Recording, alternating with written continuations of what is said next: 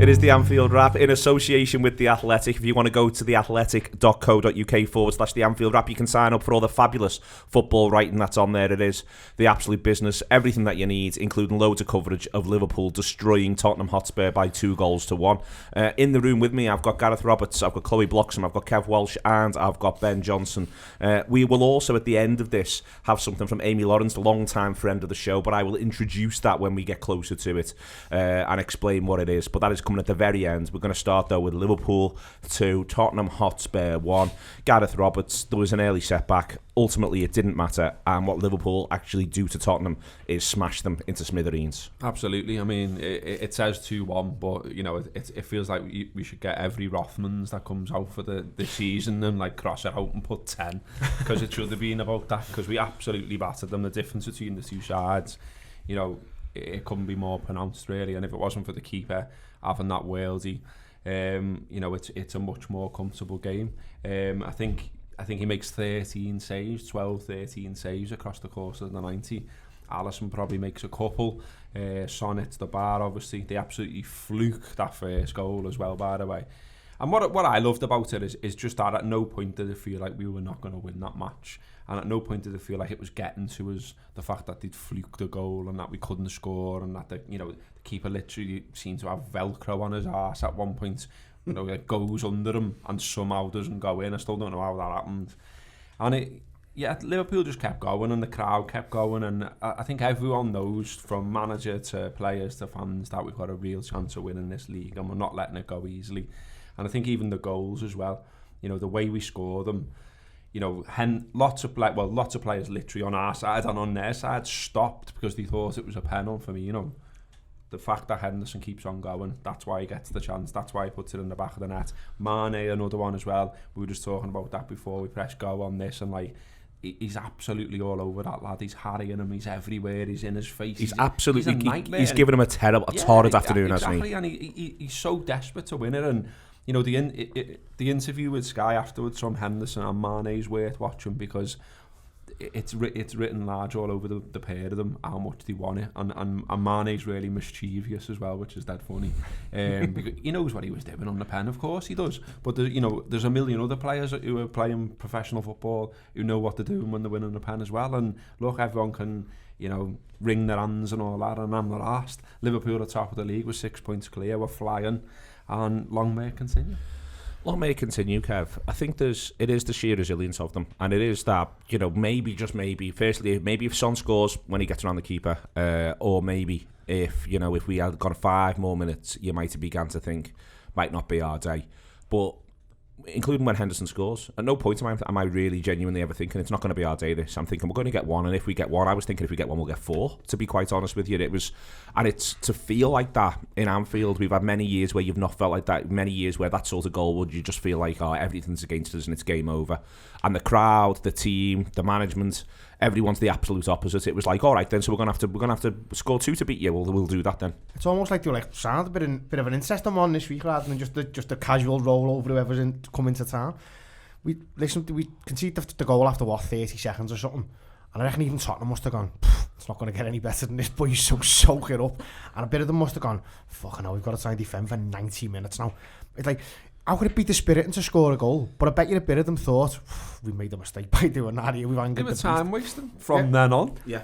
After 50 odd seconds, the time wasting. 6 minutes. 6 minutes. Fucking ages ago, you know. All the best with that, mate, if you're trying to knock this Liverpool team out of its stride like that.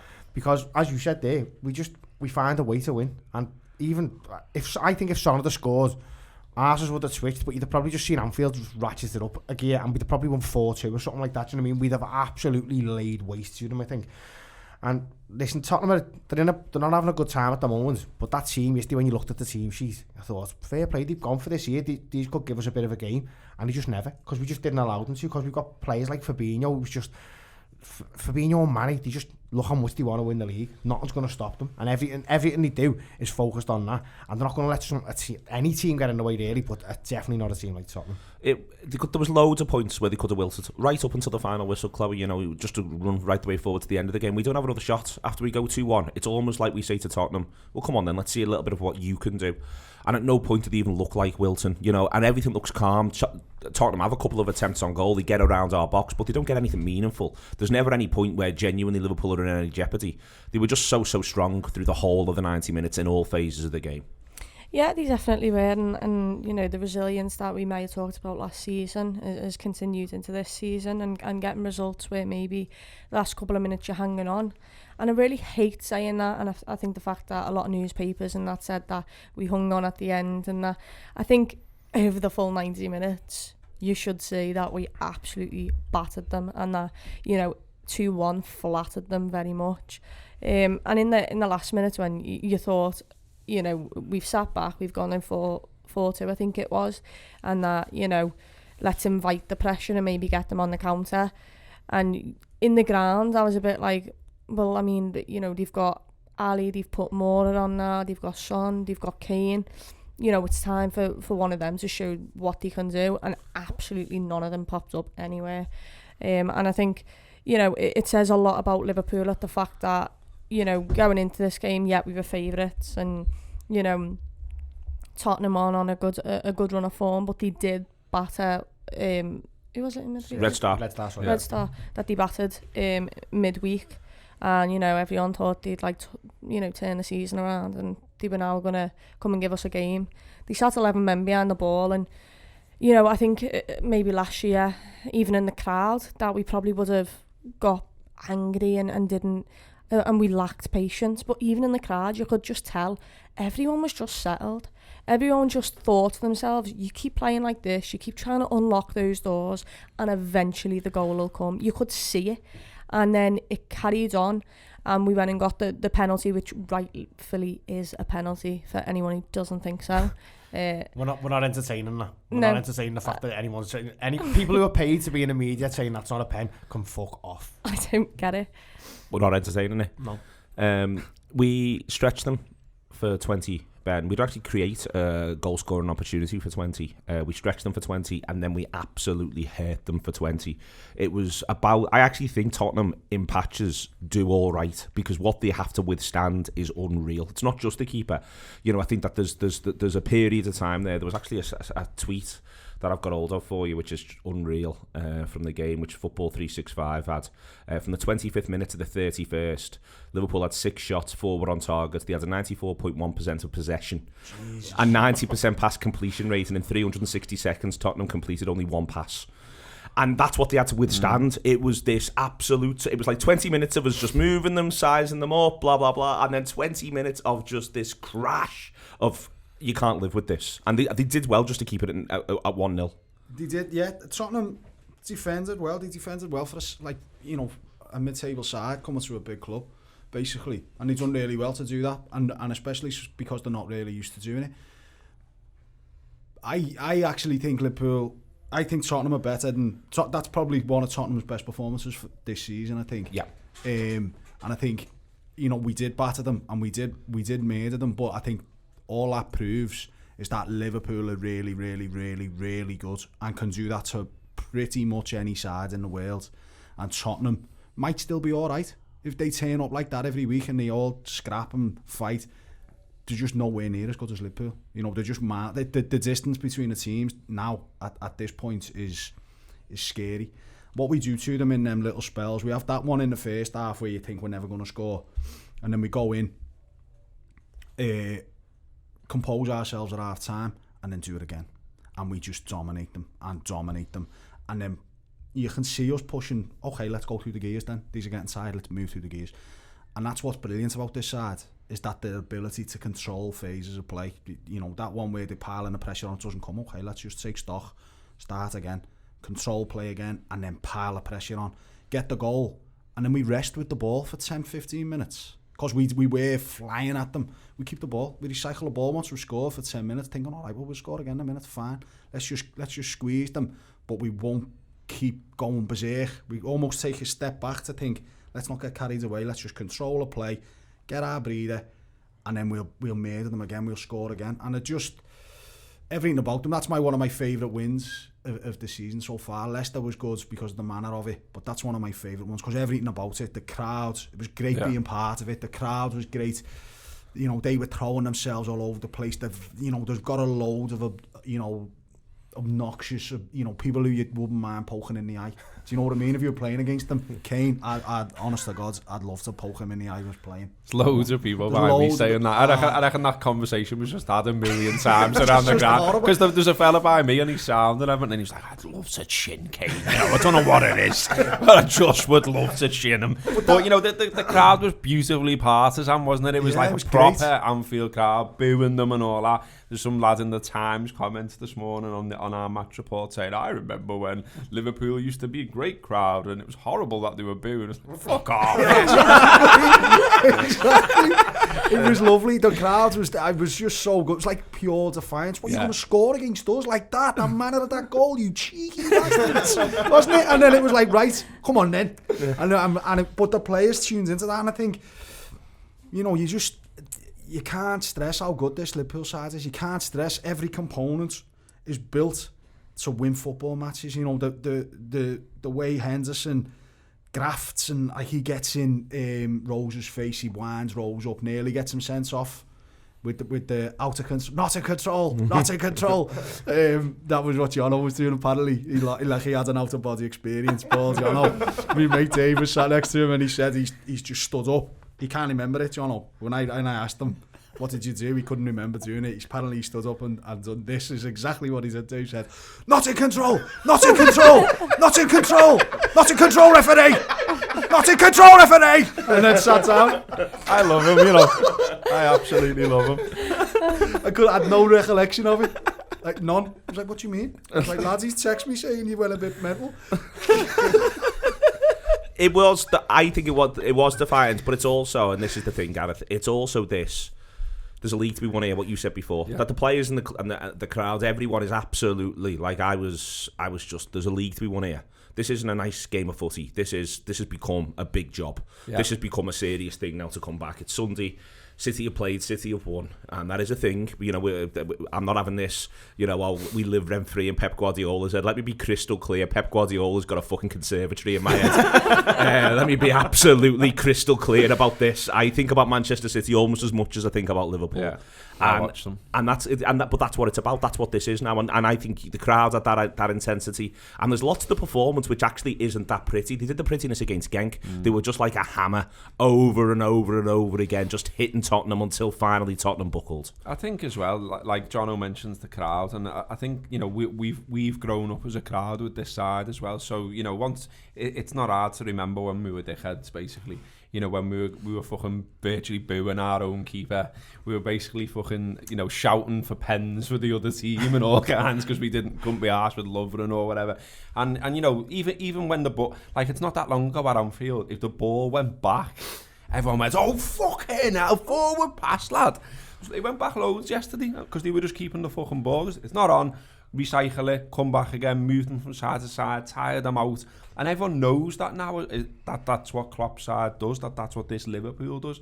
Whereas, you know, 18 months ago, 2 years ago, we'd be fucking moaning and be like, what the fuck, he's shite, you, and all that. And there's none of them shouts now. I mean, there was a fella in front of me who really doesn't like Henderson. And fair enough, whatever. And he was losing his rag with him yesterday. And everyone else, I think, could see that he was trying to play himself out of it. He was working hard, he was closing down, he was winding players up and all that kind of stuff. And so me and the lad next to me just decided to just start Henderson songs all the time. I mean, we would even when the song was like Liverpool, we were going Henderson, Henderson, and in the end he went like, in the end he's like, we used to fuck off. I had a great time. Had a great time at the match because, you know, Liverpool were great, the crowd was great, people were having a laugh, we won it, we're top of the league, you should be enjoying all this. It is intense though. It's fucking intense. Like, you know, you mentioned City, and I watched them, as I say, and like, they were shit first half, I thought. And Villa had a few little chinks I liked there, and, you know, and then second half, the inevitable happens. Like, but, you know, their own manager is talking about, but that wasn't right, that. We didn't play like we should be. And so it's like, we sometimes, I think, give our side a bit of a kicker and say, well, maybe the intensity, maybe the pressure of a title race is getting to them. It's getting to them as well. And it's just who holds the nerve. And Liverpool massively held the nerve yesterday. They held the nerve. I think one of the things that helps Chloe is to start talking about a couple of individual performances, Fabinho is absolutely outrageously good. And knowing that you've got him in there and he ends up with a ton of work to do, but knowing that he's there all the way through these games is so important, and it was a dominant performance from him. Yeah, he's established himself now. I know he had a couple of... I don't want to say bad months because they weren't bad. He was more just adapting to our style of play, to who we were, to our identity at the beginning of his career for Liverpool. But now he's one of the first names on that team sheet every single week. The fact that he just controls everything. His passing range is unbelievable. His ability to slip someone in behind, a ball over the top. His knowledge of when to do the forward pass and when to just recycle a ball. There was plenty of times in that game where we'd stretched them that much that the switch was always on for Trent, and it pretty much always came through Fabinho. Not just is he unbelievable in the sense of passing and his knowledge of where to pass and when to pass. Defending, he's pretty good at too, isn't he? He knows when to take a yellow, and luckily he didn't take a yellow for anything yesterday. He knows where to be position-wise, when to be when to approach the player with the ball and when to drop off. He's kind of like your safety net, but at the same time, he's the one who can also get you forward pretty quickly. Johnny Milburn said on the post-match Pink yesterday, he said, for years we loved Mascherano, and what Mascherano did really well was like the harrying and the defending. Fabinho does all of that, and then instead of just having to pass it to the good lad next to him, he's already the good lad as well. It's mad. Yeah. Like he's the best centre, he's the best defensive centre mid in the league, and he's also probably got one of the most key passes in the league. One of the things that yesterday you got to see, I think, Ben, was Tottenham drop and they drop and they drop, and a Mascherano style centre mid doesn't move into the space. Fabinho just says, you're going to drop that deep? I'll just play 15 yards further forward then.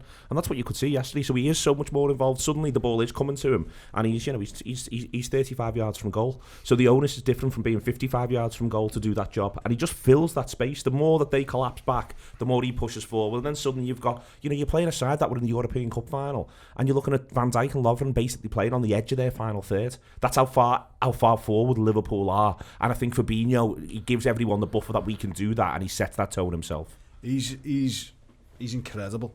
He's incredible at what he does. He plays the ball in for Henderson's goal. He's the one who just a little dink and it should be a pen. He makes the right decisions every time. When he's got a decision to make with the ball, without the ball, where he needs to be defensively, his positional sense is incredible. His ability to sniff out danger, his ruthlessness when he needs to make a tackle. There's a couple of times where they're nearly in. There's a couple of times they're trying to either pinch the ball off him, or they're just trying to break out of that little where we've got them camped in the box, and they're nearly in. He does one on Kane, I think, where it's like last ditch, but it's just perfect. And the referee, almost wanting to give them free kicks at times, is like, well, I can't because the ball's gone over there. So you're gonna have to get up, lads, carry on. But the way that midfield works, I mean, there's a lot of clamour for Keita to play in, and Henderson to sit out or whatever, and Oxlade-Chamberlain to come in. But the role Henderson plays as well as and Wijnaldum, in fairness, it's almost like we've took the most sort of uninspiring position on the pitch of fullback, and kids growing up want to be centre mids. They want to play as the playmaker in centre midfield, not necessarily the defensive midfielder, the number 8s, the Gerrards, the Vieira, them ones who stride through and do all that. We've flipped that completely on its head to have the two playmakers in our side, basically two centre mid playmakers at Trent and Fabinho, and either side of them you've got lads who are just going to donkey you. You're just going to work all day. They're going to do. Henderson's covering space. He's overlapping around Trent so that Trent's got time on the ball. He's underlapping him so he's got time. He's getting out of Fabinho's way. It's all well and good. People saying Henderson's shite and he's not as gifted as Keita, and I agree. He's not as gifted with the ball. He's not as good a footballer as Keita can be with the ball. He doesn't see them same opportunities. But what that system is set up to do is to facilitate Fabinho and Trent. Trent yesterday was unreal. He was unreal. On the ball, he was unreal. Defensively, he gets roasted a few times, but he's 21 years of age. he's probably not the best fullback in the world. He's just the best centre mid. Do you know what I mean? He's playing right back because we've engineered a system that gives him the freedom to run the game from right back, and it's berserk, frankly. Yeah, you can't argue with that. But the Henderson point from yesterday, it showed us his touch map on Match of the Day last night, and every touch was on that right hand side, and he basically played as a right winger, but out of the 4-3-3, and that's because, you know, as you said with Trent, he's the best centre mid in the world playing right back. So Trent then is allowed to go inside and affect the game by either switch and play, which he does unbelievably well. That clip pass across the pitch is just fantastic. The way him and Robertson do it to each other. But Henderson, listen, loads of people hate him. It does. As I said last year, if he lifts the European Cup, some people will be saying, fucking hell, why has he lifted it like that? Do you know what I mean? He can't do right for doing wrong, the poor fella. And Klopp goes on the pitch afterwards yesterday and he's all over Henderson. He makes a big deal about saying well done him, showing how pleased he was with the job.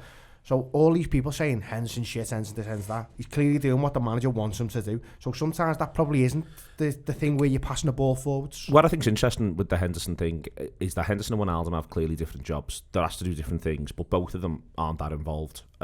Don't feel as though they're that involved, Gareth, in a lot of the sort of attack and play. Henderson gets the goal yesterday. Wijnaldum scored some big goals for Liverpool last sort of 8 months. Henderson's goal yesterday is a big goal as well. The equaliser to pull the game back round. It's a bit like they're sort of there when you need them, but the plan is is for it to look like we don't really need them, if you know what I mean. And I think that's difficult, and I think it's difficult from your sort of conventional, this is what we think football is, as Ben says before. It does damage your sort of, this is what we think the game is, and you know, there might be a leap forward where you get a player who's got what Wijnaldum and Henderson have got, plus offers a bit more, but that's going to take a lot of time and effort to make that player happen. You either have to buy him in, or he's already there in Keita and Oxlade-Chamberlain, but it's going to take work and time to pull them round. You know, to me, they are so important to what we do, even though you can at times even forget Henderson, spend 15 minutes going, what is Wijnaldum actually doing? Yeah. you can go through that for 10, 15 minutes. But that's not a new thing, is it? I mean, everyone used to say that about Ronnie Whelan, like, and then he's playing in Liverpool's midfield for absolute years. I reckon he's doing something. Do you know what I mean? And it's the same thing, isn't it? And you know, as Jono says, you know, we've almost invented our own system here, and other teams and other managers are trying to do it, but they just can't do it as well as us. And one of my mates wants me to mention this because he's made up with it. In the Guardian today, they've called Trent and Robertson full-back decos, which is good, isn't it? Because that's what it's become. Like, them two are absolute stars. Like, you see the Sky. I was going through Twitter this morning, and there's a big Sky Studio debate about how good our full-backs are, and Roy Keane sat there. And he's like, well, and they went, what about Tottenham's? And he basically went, they're shite. And like, those two fullbacks Liverpool have got made them look shite yesterday. You look at the influence they had, night and day.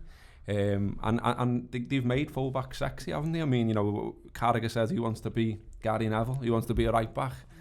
Fucking loads of people want to be a right back, loads of people will want to be Trent. And, you know, you mentioned them passes. There was one in particular that he did, and it was just so effortless. And basically cool as fuck the way he did it, and it was to feet, and it was spinning, and it was lovely, and it was in the middle of it, like a storm of everyone running around and going mad, and he just strokes out this lovely pass, and it's like, he's a young lad from Liverpool and he's fucking boss, and he's doing that. I'd play around with stats bomb this morning. I've got it in front of me now. 4th most forward player for the passing network in terms of where they got on the balls, Robertson. The 4th most advanced. There's the front 3, and the most advanced next player is Robertson. He's on the edge of the final third on average where he gets the ball. Their final third on the edge of that, and you look at their fullbacks for the same game, and their fullbacks are just basically effectively, they're effectively in the Anfield Road end. That's how deep they are. It is, Gareth, isn't it? You know, Trent rightly gets a lot of praise for yesterday, and he is more of a playmaker, as Ben says. Robertson is a bit more of a conventional fullback, but he's so advanced, he's so brave all the time, constantly making that run. Yeah, I think the way Robertson plays as well is that important for us, about what we talked about before, the sort of the will, the energy. You know, you see him and you can't help but be lifted by it in the stands, and it must be the same for them who were playing alongside him as well. I mean, there was one yesterday where he did really, really well, and then the delivery wasn't there at the end, and it was like, oh lad, you did the hard bit. All you had to do was square it. When he got the byline, yeah. And it was such a shame because you wanted him to find the man there, because the run deserved it. But yeah, they're absolutely brilliant, and the levels that they reach week after week after week is unbelievable. And you know, I've seen people talking, and rightly so. Again, you know, we've won, we've played really well. You know, John O'Dea said it's one of his favourite performances of the season. Loads of people are saying the same, and yet equally alongside that, there's another conversation where you're like, still feel like there's more out the front here. You know, still feel like there's like, you know, like goals we were seeing in Genk the other night, but in the Premier League.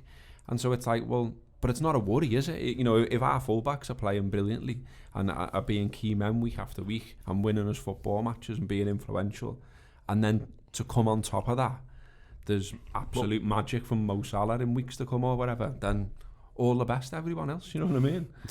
Just on that, Chloe, it's interesting. I don't think the front three, in the way in which at Genk, there's literally a goal where the three of them link up beautifully, and I don't think they actually play well together for any passage of play. I don't think they have like a lovely series of moments or anything like that where it all clicks, but I think each of them has really significant moments in the game where when they get themselves on the ball, they do a little bit. Obviously Salah scores the penalty, but it isn't just that. Mane wins the penalty, but it isn't just that. There's just little moments where you can see that Tottenham just can't live with them when they're one-on-one up against them and they're having to double or triple up to deal with them. Yeah, I think in the game, because Tottenham was sitting so deep, it was a bit harder for Firmino to kind of drop off and get into those areas that he usually does, and then he can't really link up with the other two and behind really because they're that far deep. I think individually you saw yesterday how good they are, you know, without each other, and the fact that yet they love playing off each other and doing things like this, but they don't necessarily need to do that in every single game and every single attack. They can use their own inspiration and create something. There's plenty of times where I saw Salah get on the ball and he cuts inside, he lays it off to someone and we switch it, and little things like that you don't think are that significant. It's still, you know, creating the space for then Trent to run in behind him, for then Hendo to maybe run in behind him. He's creating that space. He's dragging 2-3 players away from that area. He's dragging players out to him. Mane against he just literally demolished him in that like 10-minute period, didn't he? And you know, it's like our front three. You know how good they are and how good they are individually, but then when you watch them and they play together, it's pretty unbelievable the things that they do, the way they link up, and it's really good to see us win in another way once again, because you know we didn't necessarily have the brilliant like football like we did in midweek. We didn't necessarily have those really phenomenal goals in the sense of, you know, the pass and play and stuff like that, but we grinded it out and we continued to It's only because of that fucking keeper though. Yeah, I know. If a couple of them go in, you go, fucking what a move that was, or what a goal that was, you know what I mean? I think the quality of what Liverpool did yesterday, the start of the game, I've been talking about the role of the fullbacks. The start of the game, both of our fullbacks are actually a little bit reserved because we're expecting them to. Eriksen and Son are cheating in them channels. Basically, that was the plan, and it was hit the ball to Kane, get it out to Son, and then break. And so I was watching it thinking, well, Trent and Robertson are quite deep for us. First 10 minutes, then the goal sort of does them in, because they then. That's their game plan. Son sort of stays in that half space behind Trent for a bit, and then they just go, fuck this, these are too good, we're going to have to sit in. They sit in, they squeeze all the space. And what's really impressive about Liverpool is they've clearly been given a game. Look, this is your strategy today. Your fullbacks aren't going to be able to bomb on as much as we'd normally like, because they've got to keep an eye here. So we're going to need to find another way of winning. Then the game turns on its head after 2 minutes. And it's like, well, actually lads, that's gone out the fucking window, because they've just now got 11 men behind the ball, so you're going to need to find another way. I think it's interesting that the Son chance in the second half comes in the first 5 minutes of the second half. It's as though Pochettino's got them back in and gone, no, I need you to be brave. You're going to have to go and play there. He says after, in his interview after the game, he says it's a shame we dropped deep. The goal caused us to drop very deep and defend very deep. So he's got them in, he's clearly had a word, they get that chance, but the same thing then happens again in the second half. It's as though, you know, his teammates are screaming at him, I need you to come and work with me here because these are overwhelming me. And that's what they do. I say again, Kev, you know, it wasn't the lovely sort of subtlety of Genk or anything like that. It is actually, you know, it's a good metaphor for the game that Henderson scores the equaliser in the way in which he does. The fact that it's scruffy, it's into the ground, it's his left foot, that it's Henderson himself, you know, this was, in a sense, it is almost the Henderson and Wijnaldum Liverpool's win this, which is we're just going to be relentless. We're just going to swamp you. We're going to leave you with nothing you can do other than just get all your men behind the ball and hang on. The geological approach, time and pressure. You talk about like the front three and how... I like that, it's good that. I'm going to get a tattoo with that. That's how I got me missus, that. You talk about the front three, like, wait, they didn't look as silky yesterday, but none of this happens on its own. They're all these individual things are just part of the bigger game plan. So the fact that the front three, so Tottenham can come out to that match and say, well, okay, the goalie played well, but I think we marshalled the front three pretty well. Sound, yeah, but by marshalling them, it means Trent has got all the space of Anfield to play in. It means Henderson has got moving out to the right there, and he went past a few players yesterday, Henderson.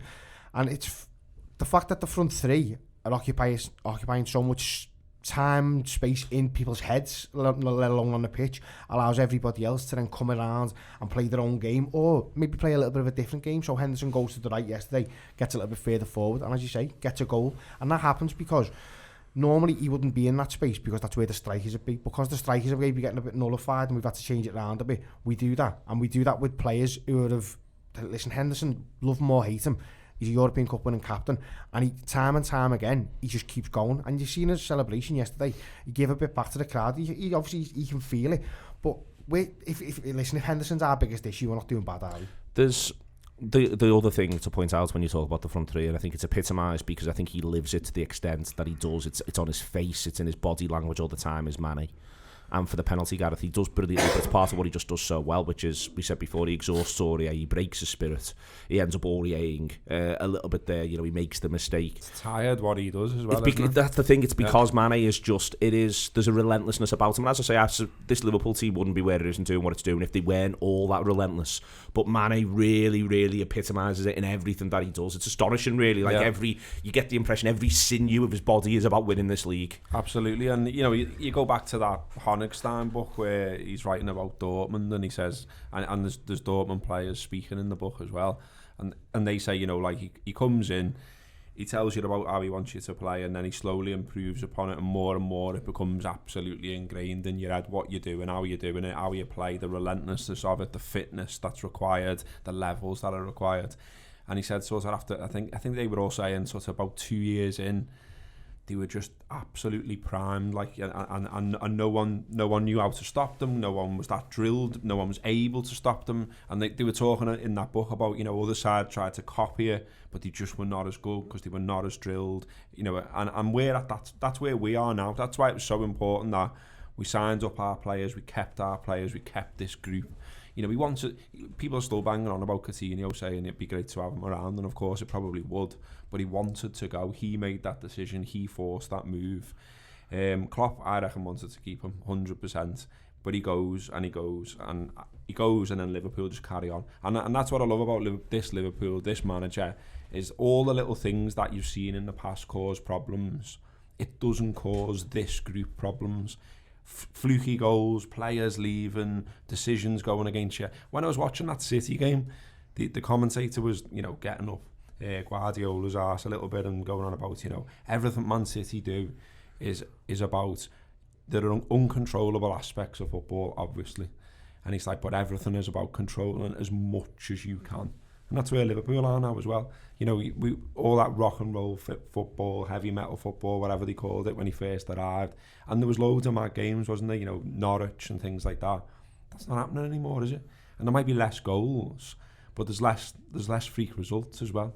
We're so consistent. The levels are so high that it's honestly hard to see who stops you. One of the things that happens in the game when we go 2-1, first we don't have another shot, and it's almost like we're not really that interested in having another shot. It's like and it really reminded me of the final. Liverpool go 2-1 up and they almost say, go on then.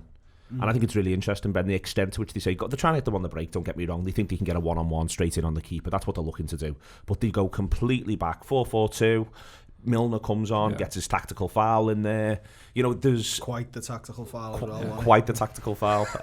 You saw the referee book him. Yeah, it was great. He there was a bit of he buys a foul off the fella right in front of us, and then I think it was Alderweireld stood over Milner, and the referee's got his yellow card on, and he's saying, "You're not booking me, are you?" And he's like, "No, I'm booking him for that one over there." Milner's like, "Yeah."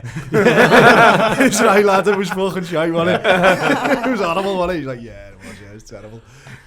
But he just comes on and he just, again, it's like, what have we got to do to win the game? How do we win the game from this point? And that's what, and the change to 4-4-2, and it really was as though they went to Tottenham, you can't score a proper goal against us. The only goal you're going to score against us is a fluky goal, and you've had one of them. You can't score. If we sit here, you cannot score a proper goal, and I'm really interested by that. I think they backed that's the thing, is that the quality of this side, as Robbo said before, is that it's not just, we're great at we're great at breaking and scoring, like Rodgers' team was. We're great at causing chaos and panicking and running over teams. It's like, okay, well, we're great at defending as well. So what we're winning by 1 and you need a goal. Great, go ahead, have it, because we're fine. Because you've got Van Dijk, who's the best centre half in the world.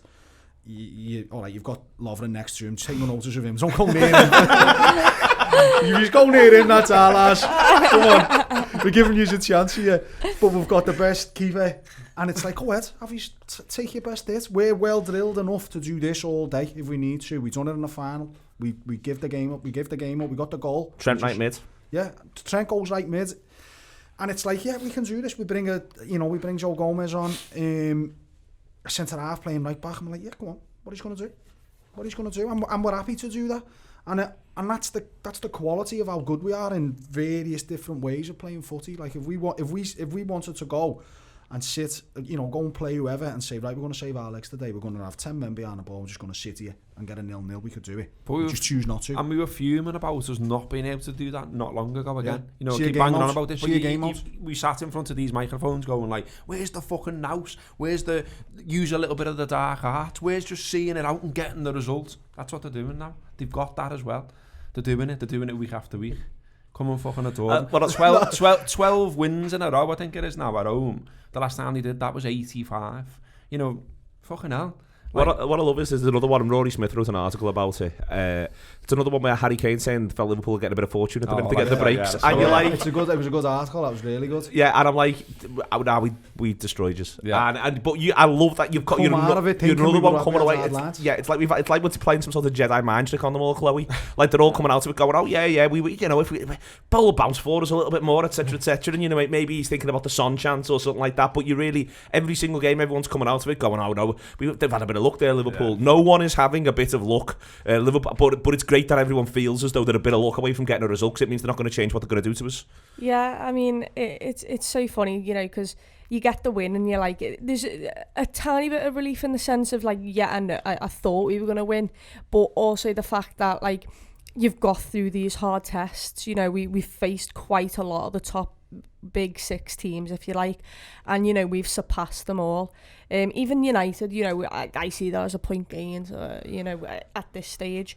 And it's even more brilliant to think to yourselves that those City fans, those Everton fans, all the people at ASOS have sat there on the left Tottenham, sat there laughing, having a really good time, and then they've seen Gazaniga pull off like the best game in his career that he'll ever have. I don't see him replicating that again. And they're all like, not going to today score. Could be the day. Yeah, today could be the day. And then, we have him pop up with a penalty that some reason everyone's fuming out. I still can't get over the fact that people. I've told you, Chloe, we're not entertaining this. It's unfathomable that the fact that like. It's boss though, isn't it? Yeah. It's like you can just imagine, can't you? Right across the country, fucking roast potatoes going against the flat screen. Off your scouts, twats. Absolutely a lot of that. The thing is, the table's now, it's 10 games now, Kev, and it's 10 games, and Chloe's right to point out, we played Chelsea, we played Arsenal, we played Tottenham, we played Manchester United, and we played Leicester, who are going to finish top 6 this season, no shadow of a doubt about that. On the verge of double figures against Southampton, for God's sake, they are going to finish top 6. We've got them out the way. There's only City in a couple of weeks. There's no others. We've got all them out the way. And the point about the table is 6 clear. And not just 6 clear, 16 clear of Tottenham. And that's what I wish the interview had said back to Kane. They're 16 points clear of you, mate. You can't start saying that they're getting a few breaks at the minute. Does that explain 16 And points? your goal was spawny, by the way. Yeah. You know, 16 points difference. I looked at the table. I looked at the table last night, and I'd had a few drinks. And I mentally went, "You're gonna have to look at that again in the morning because you're doing maths wrong here." And I've looked at it again. 16 points clear of them. 15 points clear of United. 343 points clear of Everton. It is ridiculous what the table's saying. It genuinely is that this Liverpool side's that much better than all these sides. But the other thing as well was 6 points clear of City, and I think they've only played out of the big teams. Tottenham, isn't it? Yeah, and they drew. They drew with Tottenham. They've still got their big games to come. Now, historically, they tend to lose the points in games you wouldn't expect them to. They tend to generally beat the top six. But there's still games where you look at and you'll be like, fucking hell, Liverpool have played all these and there's still all these They've points got Leicester when we're in Qatar. I think see, you don't, who wants that? So we go on to be World Club Champions and they're chasing Jamie fucking Vardy now. They've got Brent swanking around the Etihad, giving it the big one. Imagine Jamie Vardy against Fernandinho at centre-half. Fucking hell. I might watch that instead of the World Club Championship. I actually think they've got a tough period coming up. I think they play... I know they play us, then they play Chelsea.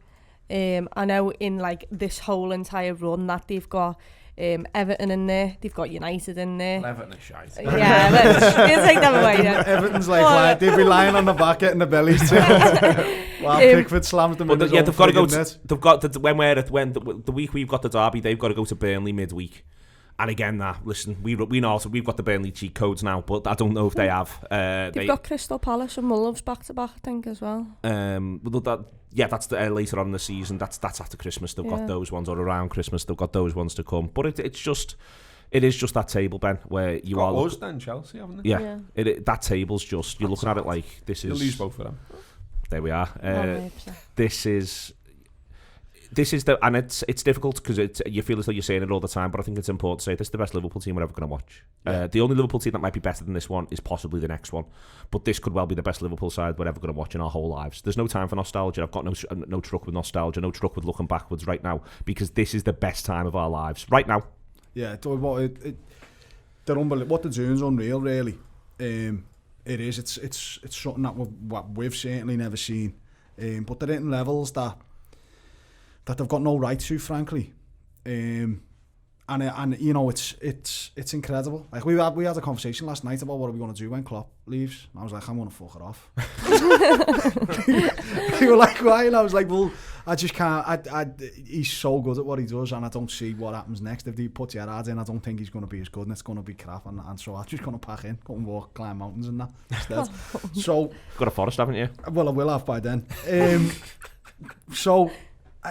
You can't do anything else but just look forward to the games, and you know you keep thinking, well, you know, is there a slip up coming, or is there something coming, or is there a diddle coming? But you know, you go and play Villa next week. If you beat them, then you look forward to that City game at home. And I tell you what, you thought that atmosphere was wild yesterday. It's going to be like a zoo, and you know the European Cup game was hostile. But I think this is up a notch. This is you know they better that bus better be flying. Honestly, you know they cry ass and fuckers over that fucking bus. It had a little broken out, a glazed window, and they, you know all hell broke loose. But seriously, it's not going to be a nice place to come to at all. And it's going to be intimidating, and it's going to be horrible. It's going to be horrible in a good way. And their record's shit at Anfield. And their record's not great. And this Liverpool side's much better now than when they last came to Anfield to play Liverpool. Also as well, like you can't, I know like we got away with it a little. We were talking about this as well like, last night, and we were saying, you know, got away with it, didn't we, a little bit with Mahrez and the penalty and all that. But you kind of thought like they almost shook on us raw there at that time. This time, no, with the league table, with the games that they've got and all that, you kind of think they've got to come and win. They can't, you know. I think if you offered him, if you offered him a point, I think if you offered him now 6 points behind after that game, he'd snap your hand off. He's taking it, because it was 8 at the start of this little run. So I think he'd take that. But also I think in generally think, right, 6 points, all right, we'll go from there. But where I think it's interesting for us is that game where you say we all sort of shook on it. Well, that was to a certain extent Liverpool. I think it didn't help. We had no centre mids. I think Wijnaldum and Henderson were carrying Keita and Milner both featured, but both of them were injured around that time and they were hanging on. But the thing I think is, from a Liverpool point of view, right now, you know, we'd probably take a toss of a coin on 9 points or 3 points clear. We would in this room, if you know what I mean. We'd probably take, the idea of that, and I think we're better than them at the minute, so it's not a toss of a coin. If both sides go for it, or it becomes a mad game and it's hell for leather, I'm putting us 65-35, and we'd all take that to be 9 clear. And I think that's what that's going to turn. If got to go to Villa and do a really professional job. But I think that's what that is. That is the idea of. So I don't think it's them. I think they take that point. I think if you offered them a point and got out of there, knowing what that game's going to be like. But if we beat them at home and beat them well and go 9 clear, they wouldn't be human if they're not beginning to think. If you're not David Silva and you've won everything you've won in your career, but you've never won the European Cup, and it's your last season probably at City, you're not human if you're not thinking to yourself, maybe we just focus our energies a bit more on that then, because I'd love to win one of them. I've got 0 of them. I've got 4 leagues. So, I think when City come to Anfield, Liverpool will play the game totally differently to the way we've played them the last couple of years. I think it'll be much more like a Champions League game. Liverpool played that what he's done yesterday. They'll try and do the same. They'll try and do the same. I think we'll and the reason it'll work for us, I think, is because last year when they come to Anfield, it was the maddest game ever. They just sat back like they were a mid-table team. They weren't interested in attacking us at all. It was like attack versus defence. They had the keeper passing it backwards from goal kicks. He was getting a goal kick and he was literally passing it backwards to John Stones, who stood on the goal line to make the pitch as big as possible so they couldn't get pressed. If they try and do that this year, they will get absolutely fucking mullered, because the defence is terrible. Any time someone puts a little bit of pressure on them, they fold and they creak. And if Fernandinho, look, he'll probably have to be pushed forward into the midfield now, I think, which means John Stones will go at the back. And Fernandinho in the midfield for them is, as much as I think he's playing centre half. If they play him centre half, honestly, all the best. But I don't think they will. And I think Liverpool will go all out, because, as you said, 65-35, it might even be more than that in our favour. And if we go 9 points clear of them, it's humongous. It's after only 12 games, but 9 points clear, and we'll have dropped 2 points all season. It's the mental impact you do on them. I think that's why we would be. I don't think we'd settle for a draw, although we'd be all right with it after the event. But if you're offered us it now, we'd be like, no. It's the ability to, they're on the ropes. Okay, let's fucking hit them while they're on the way down. Let's try and put them out the game completely. Okay, there's 3 games between now and then. It's wild, it's all that's in your head. It's fine. It's a preview for City. It's all away. Could all be dead by then. It's all that's in your head. No, I'm with you 100%. That's what I mean. I said before. You want to talk about people living in people's heads rent free. Trust me, that game lives in my head more than anything. But there's 3 games between now and then. Arsenal. What do you think he's going to do? In fact, no, I've got to almost ask a different question, Gareth. Do you think he's going to play Fabinho against Villa? Because if he gets booked against Villa, he's not available for City. So do you think he's going to play Fabinho against Villa? No, we've got to have him playing against City, and I think we can beat Villa without him. So it doesn't make any sense that. I was wondering what was happening. My dad was wondering whether they would have had a chat and just said, just do something against Spurs, lad, and just get it. Do you know what I mean? Get this. It's mad that he didn't do that. We missed the game midweek. No, he'd missed the Villa game. It's just, in a team of such professionals, and as you said before, a team full of nous and dark heart, it's strange that they I don't think it is. Do you know why? Go on. Because you can control when this one is, but he's going to get 10 yellows and then he misses 2 games. So I think you don't want to throw one away. I think you just say to him, you're not playing against Villa no matter what. If you end up getting booked against Spurs, you end up getting booked. But the ideal is that we don't want him getting 10 yellows slap bang in the middle of February when we've got 2 big games coming up and you can't control that, you can't manoeuvre that for twice. It's much easier. So I don't think they want to throw one away on him. I also think they back him. Yeah, I think he'll play against Villa. I think they back him not to get booked, because you look at a lot of the games he plays in. He's never been sent and he gets booked quite a lot. Yeah. And then he walks that fine line. He thinks, okay, well, I won't make that tackle, I won't make this tackle. Okay, Chloe, who do you think will start then against Arsenal? I think it'll be a mixture of seniors and the youngs. I think Brewster might get a look in. I think Salah apparently is injured. I don't know. I read that. He felt the injury from Leicester and went off. Yeah. But I got told he was a doubt already for City. That's 2 weeks away. But who knows about that? But I read that. So I think obviously Salah will be rested. I think the midfield 3, I'll probably see Milner. I think Keita might come into it maybe. Do you think he'll not play Milner at fullback? I think he rests Robertson and plays Milner to run the game from fullback. In that sense, I think Chamberlain might come into midfield. I think Gomez could get a start.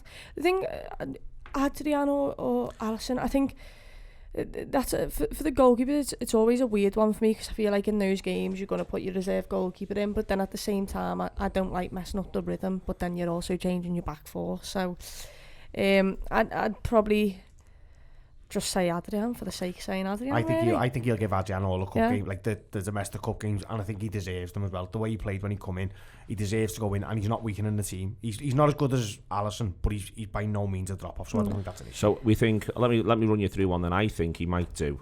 Adrian in goal, Gomez right back, Lovren and Fabinho centre half, Milner left back, Lallana as the number 6 because he likes that and he's done it and he wants to he needs to give him time on the pitch. Oxlade-Chamberlain, Keita, Brewster, Origi, Elliott. We having that? Is Very Elliott surprised back? he plays for Bean. I don't think he plays for Bean. Other than that, I think you're not a million miles away. I don't know who comes in. I think Gomez goes centre half. Gomez and Zeggs, I reckon. Gomez goes centre half. Who goes right back? Don't know. Some mystery fella. Keanu Hoover's in the Netherlands, isn't he? So. Yeah, some mystery fella. Or he could do Milner right back and put Larucci left back. Ghost. Yeah, one of the kids are full back, but to play because Fabinho, he's only just now. He's still sometimes towards the end of a game can look as though it weighs on him. And I think the more rest we can give him, the better.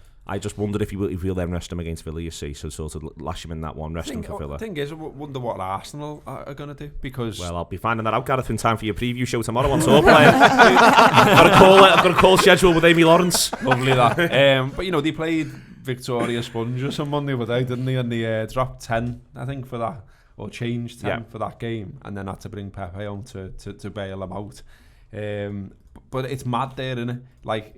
The preview show I'm going to get Sam on the preview show. This is we should have. No, it's fine. But Sam's our Arsenal fan that works for us, and I think it's so mad at Arsenal currently that I don't want to do it a disservice by me trying to talk about it.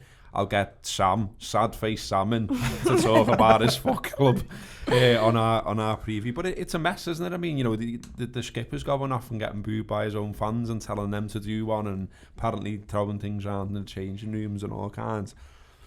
The last thing they want is a League Cup tie at Anfield, and I don't know what they do. Do they go full whack? I think they go full whack. They do. It's the only thing they can rate, like, because I know they've got Europa League, but you know there's other teams in that competition. There's Champions League teams that could drop down into that competition and could easily knock them out. So I think this. It's a gamble, that though, you know, because if they go full whack and get beat, Emery's out then. Like, if at least if he goes with the kids, he says, listen, it's the League Cup and I've gone with the kids. I think he'll just go with what he's been playing in the Europa League. So in the Europa League, just to run through this quickly, last game he had Bellerin at right back and Tierney at left back. Now Tierney started the weekend, so they've been trying to get Tierney fit and ready, so he may not do this one. But then at centre half, they've got Holding and Mustafi. Holding midfield, they've got Willock and Torreira. Smith Rowe playing off the front man, and the front man was Lacazette for that one, so he could do that again. Martinelli off the left looks threatening, looks lively, and then they've got Maitland-Niles off the right. So if he just goes with that, I think that's his percentage shout, is to go with that and say that's what my team is. But we'll find out. Harvey Elliott will rip that team apart. But he'd rip any side apart, Kev. We're just trying to keep him under right now. Like he's like dashing up front. Yeah, he's like dashing the Incredibles, where you said just run a bit slower, Harvey. Just try and keep it under for as long as you can. It feels great at the minute supporting Liverpool.